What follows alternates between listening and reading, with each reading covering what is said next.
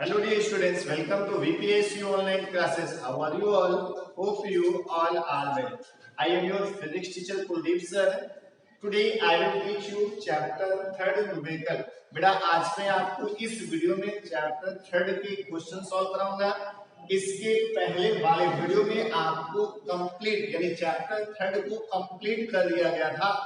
आज हम लोग इस वीडियो में न्यूमेरिकल पढ़ेंगे. न्यूमेरिकल पढ़ने से पहले जो भी फॉर्मूले इसके इंपॉर्टेंट है इस चैप्टर के, एक बार हम लोग उसको रिमाइंड कर सकते हैं. ठीक है, जैसे आपने पढ़ा था उत्तल, ठीक है, उत्तल दर्पण के लिए आपने पढ़ा था अपवर्तन का सूत्र. आपने पढ़ा था सूत्र होता है n by v minus 1 by u is equal to n minus 1 by r.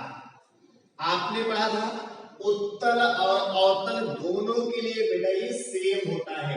उत्तल और अवतल दोनों के लिए सेम होता है n by v minus 1 by u is equal to n minus 1 by r. n minus 1 by r होता है. ठीक, ये उत्तल और अवतल दोनों के लिए होता है. उसके बाद हमने पतले लेंस के लिए आपको बताया था, एक सूत्र बताया था. पतले लेंस की फोकस दूरी के लिए मैंने आपको एक सूत्र बताया था. ये उसी फॉर्मूले को हम लोग लेंस मेकर से सूत्र कहते हैं. आपने फॉर्मूला प्रयोग किया था 1 by f is equal to क्या था 1 by f is equal to n minus 1 r1 minus 1 by r2. ये आपका आया था 1 by f is equal to n minus 1 into 1 by r1 minus 1 by r2 आपका आया. तो ये आपने पढ़ा था, ये सारे फॉर्मूले आपने प्रूफ किया था. उसके बाद आपको मैंने बताया था यानी संपर्क में रखे यानी दो लेंसों के लिए मैंने आपको विस्थापन विधि द्वारा फोकस दूरी निकालना बताया था. आपने पढ़ा था f is equal to a square minus d square by 4a. ये आपका था विस्थापन विधि द्वारा फोकस दूरी को निकालना. विस्थापन विधि द्वारा फोकस दूरी को निकालना. और आपने लेंस के लिए फॉर्मूला बताया था 1 by f is equal to 1 by v minus 1 by u. Lens के लिए जो सूत्र होता है 1 by f is equal to 1 by v minus 1 by u होता है. ये सारी चीजें आपको क्लियर होगी. इसके बाद मैंने आपको बताया था रेखीय आवर्धन. बेटा क्या बताया था मैंने आपको? रेखीय आवर्धन. रेखीय आवर्धन को हम लोग लिखते किससे हैं? m से लिखते हैं. m is equal to y2 by y1 is equal to v by u proof किया था. आपको मैंने प्रूफ करके इसको दिखाया था कि कहां से बेटा ये आएगा. ठीक है, आपने इसको प्रूफ कर लिया था. उसके बाद आपको इसी के अगले क्रम में क्या बताया गया था? इसी के अगले क्रम में आपको बताया गया था पावर ऑफ लेंस यानी लेंस की क्षमता क्या होती है. Power of lens. Power of lens को p से रिप्रेजेंट करते हैं. p इज इक्वल टू होता है 1 by f. p is equal to क्या होता है 1 by f यानी फोकस दूरी के व्युत्क्रम को हम लोग लेंस की क्षमता कहते हैं. फोकस दूरी के व्युत्क्रम को लेंस की क्षमता कहते हैं. इसे p से प्रदर्शित करते हैं. p इज इक्वल टू होता है 1 by f. p is equal to होता है 1 by f होता है. हमने आपको इसमें एक बार जरूर बताया था कि आप जो फोकस दूरी लिखेंगे उसको आपको मीटर में लिखना है. किसमें लिखना है? मीटर में लिखना है. यानी p इज इक्वल टू आप लिख सकते हैं 100/f मीटर. ठीक, इतना आपने प्रूव किया था. उसके बाद हमने बताया था संपर्क में रखे दो लेंसों की फोकस दूरी. संपर्क में रखे दो लेंसों की फोकस दूरी 1 by f is equal to 1 by f1 plus 1 by f2. इसको भी आपने प्रूव किया था. यानी इसके पहले वाले वीडियो में आपको यही प्रूव कराया था. बस एक चीज और यहाँ पे आपको एक एक्स्ट्रा पॉइंट जानना है. यहाँ पे ये आपका दो जब उत्तल लेंस होते हैं उसके लिए मैंने आपको ये बताया था कि यहाँ से f is equal to आप लिख सकते हैं f1 f2 by f1 plus f2. हमने ये भी आपको बताया था ये भी हो सकता है कि एक उत्तल लेंस हो दूसरा अवतल लेंस हो. अगर एक उत्तल लेंस है तो उस कंडीशन में f को तो आपको पॉजिटिव लेना ही लेना है. और अगर एक अवतल लेंस आपका आ जाता है तो उस कंडीशन में f को आपको नेगेटिव लेना है. कैसा लेना है? नेगेटिव लेना है. तो यहाँ पे आपका माइनस आ जाएगा. तो दिक्कत तो होनी नहीं. उसके बाद मैंने आपको और कुछ चीजें बताई। यहां से आप एक चीज और कर सकते हैं, आपको पता है 1/f होता है, तो इसके प्लेस में आप p लिख सकते हैं। इसको p1 लिखेंगे तो हो जाएगा 1/f1, p2 1/f2, यानी इसको आप p1 p2 भी लिख सकते हैं। संयुक्त लेंस की क्षमता को आप ऐसे भी लिख सकते हैं, लिख सकते हो, कोई दिक्कत नहीं होगी। तो इस तरीके से इस चैप्टर के आपके फॉर्मूले थे। एक फॉर्मूला बेटा और था, न्यूटन का सूत्र आप पता है x1 x2 f1 f2। Newton का सूत्र आपका था x1 x2 f1 f2 हो जाए। ये आपके हो गए। अब आइए हम लोग क्वेश्चन सॉल्व करते हैं। फॉर्मूले आना बहुत जरूरी है, अगर आपको फॉर्मूले नहीं आएंगे तो आप क्वेश्चन को सॉल्व नहीं कर पाएंगे। अगर हम करा भी देंगे तो कोई मतलब नहीं। तो आइए हम लोग क्वेश्चन को देखते हैं। पहले हम लोग क्वेश्चन थोड़ा इजी उठाएंगे, उसके बाद टफ की ओर बढ़ेंगे। तो आइए क्वेश्चन की बात करते हैं। चलिए देखिए क्वेश्चन सुनिए बेटा।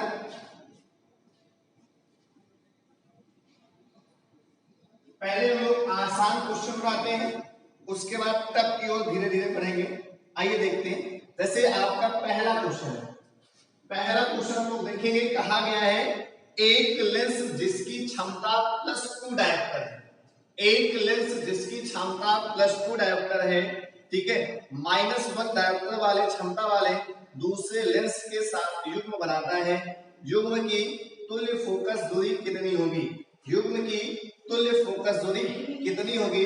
तो आप आसानी से इसको निकाल सकते हैं। कैसे निकालेंगे आइए बात करते हैं।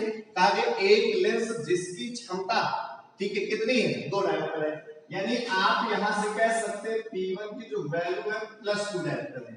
उसके बाद कहा गया है -1 डायोप्टर क्षमता वाले दूसरे लेंस के साथ युग्म बनाता है।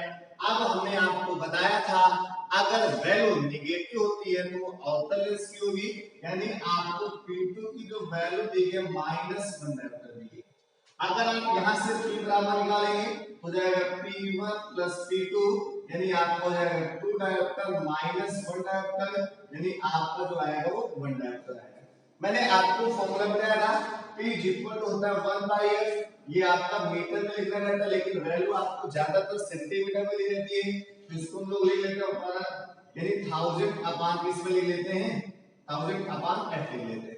यहाँ पे आप क्या करेंगे, ठीक है, अब यहां से आप f बराबर निकालेंगे, f बराबर हो जाएगा 1000 अपॉन p हो जाएगा। क्या हो जाएगा बेटा? 1000 अपॉन p आ जाएगा। तो यहां से आप निकालेंगे तो आपकी जो वैल्यू आएगी 100 अपॉन p, यानी यहाँ पे जो वैल्यू आएगी वो आपकी 100 अपॉन p का मतलब 1, यानी यहाँ से आपका जो आएगा वो 100 सेंटीमीटर आएगा। कितना आएगा? 100 सेंटीमीटर आएगा। अगर आप इसको नहीं कन्वर्ट करें तो आपका जो आंसर आएगा वो 1 मीटर। सीधा सीधा आप यहाँ पे 1 रखेंगे तो यहाँ पे आपको 1 मीटर आ जाएगा। तो इस तरीके से आप क्वेश्चन को सॉल्व कर सकते हैं। फिर से एक बार ध्यान देना, क्वेश्चन में कहा एक लेंस जिसकी क्षमता +2 डायोप्टर, ठीक है, -2 डायोप्टर क्षमता वाले दूसरे लेंस के साथ युग्म बनाता है।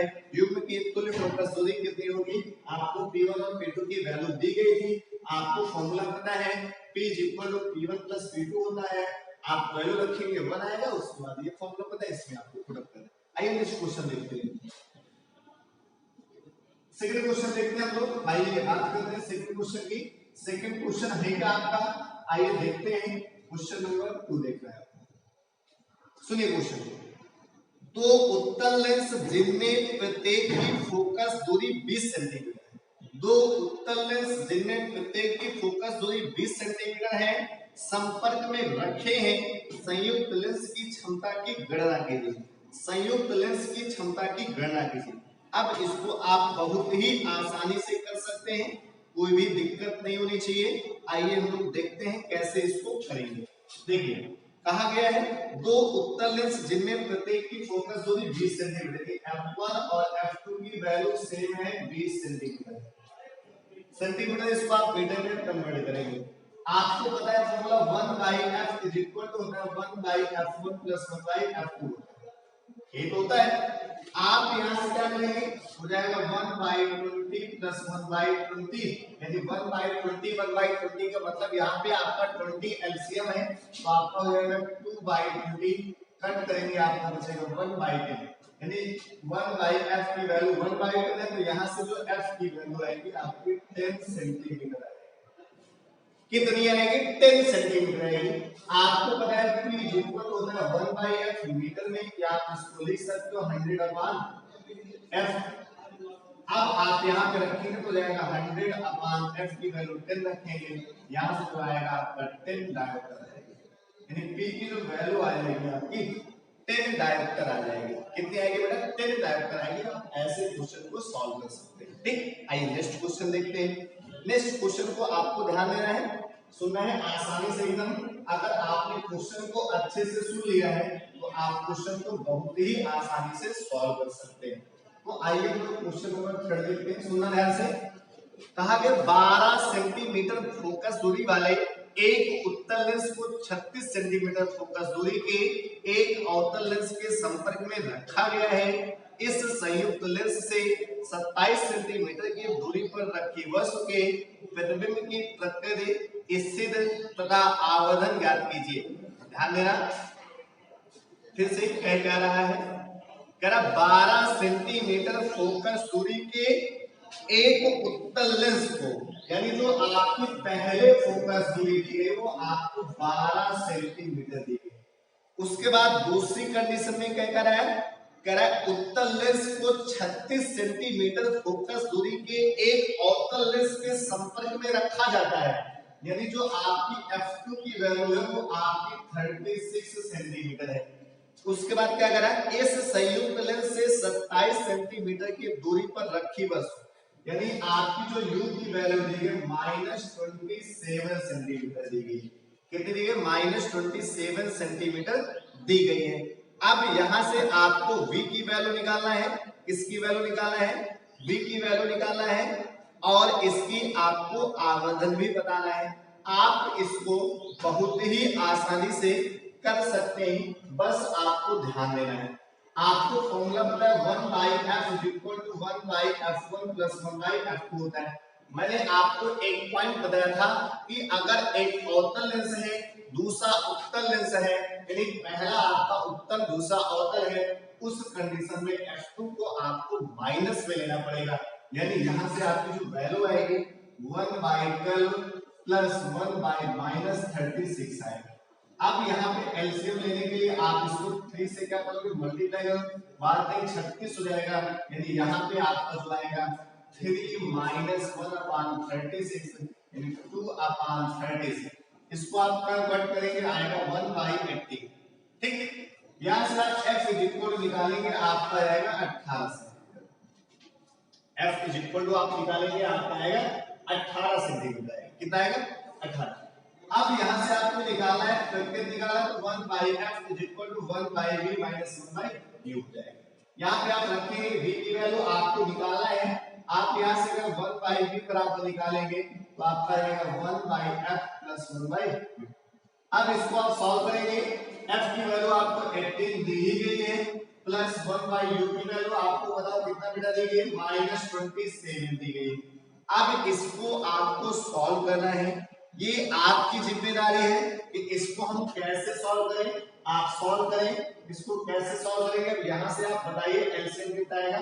18 × 36 18 × 54, और 27 को कितने से मल्टीप्लाई किया जाए? बोलो भैया, कितने से किया जाए? इसको शायद 2 से करने में कितना आ रहा है? 18 × 36 आ रहा है। अब आपको इसमें एलसीएम लेना है। अब आप बताइए इसमें एलसीएम कितना होगा? एलसीएम लेना है बेटा, एलसीएम बताइए कितना लेंगे? इसको थोड़ा और सॉल्व कर सकते हैं, आसानी से और थोड़ा हो सकता है। इसमें आप 3 कॉमन ले लें, 1/3 आप कॉमन ले लें, बचेगा 1/6 प्लस -1 आपका बचेगा 9। ये तो बचेगा। अगर आप 3 कॉमन लेंगे तो आपका यही तो बचेगा जाके। अब आप क्लास मल्टीप्लिकेशन लगा दो, 1/3 आपका हो जाएगा 9 - 6/36, यानी आपका रहेगा 1/3 × 3/36। ये तो बचेगा, 3 से 3 आपका कैंसिल हो जाएगा, बचेगा 1/36। क्या बचेगा? 1/36 यहां से बचेगा 1/36 आप देख सकते हैं, कहीं पे कोई भी कंफ्यूजन हो तो उसको आप कर सकते हैं। 36 18 35 27 ठीक। आप यहाँ पे 1/3 है, इधर गया 9 छक 54 होता है, 9 छक कितना होता है यहाँ पे 54 होगा, 54 होगा, ये आपका 54 होता है, यहाँ पे आपको 54 करना है ठीक। यानी यहाँ से आप अगर निकालेंगे तो आपकी जो पी की वैल्यू आएगी 54 सेंटीमीटर आएगी।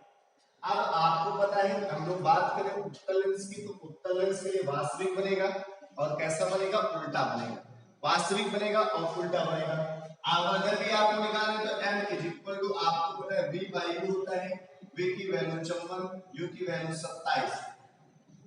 आप इसको कट कर देंगे 27 गुना 54 2 आ जाएगा। कितना आएगा बेटा, 2 आएगा। तो आप इस तरीके से कर सकते हैं, 2 आएगा, लेकिन आप u की वैल्यू देख रहे नेगेटिव है तो u की वैल्यू नेगेटिव रखेंगे तो आपका -2 आ जाएगा। तो आप इस तरीके से क्वेश्चन को सॉल्व कर लेते हैं। इस तरह के आपको जितने भी क्वेश्चन आपकी बुक में हो आपको उनको सॉल्व करना है, जो भी समस्या हो उनको आपको पूछना है। Thank you, stay home, be safe, keep study.